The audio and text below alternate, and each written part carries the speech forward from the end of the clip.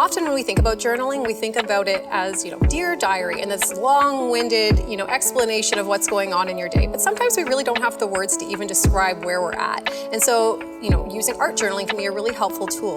The great thing about journaling is that it allows you to process your emotions and just kind of sort through where you're at and how you're feeling. You can go back in your journal, and that's another great thing about journaling is you can go back and reflect and be like, that's how I was feeling a month ago, and look where I'm at today. So it allows for you to kind of reflect and see where there's been growth and see where there's been change. It allows for us to improve our mood. Just by getting those thoughts out onto paper and just processing them is such a helpful part of dealing with our emotions and feelings.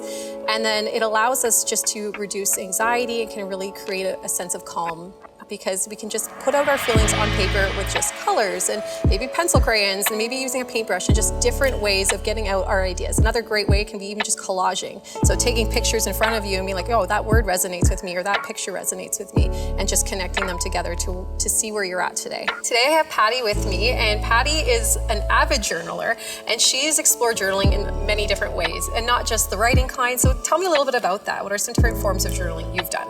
Well, I draw pictures, I color, I sometimes sing songs that relate to my journaling.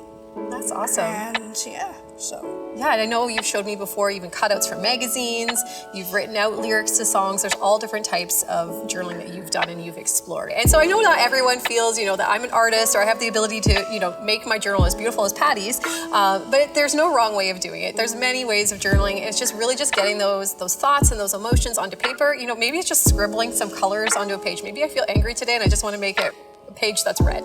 Whatever the case, there's no wrong way to do it. Journaling through art isn't even just great for processing emotions, but it's a really great way to ground ourselves and just be present in what's going on right in front of us. And so instead of our mind going on and thinking about all the things that happened yesterday, all the things that are going to happen later today, let's just focus on here and now and just get something onto paper and just focus on what's in front of me right now. And the best thing is there's no wrong way of doing it. Like whatever you put onto paper, that's your story, and it just tells a little bit about you, and that's the beautiful thing about art journaling.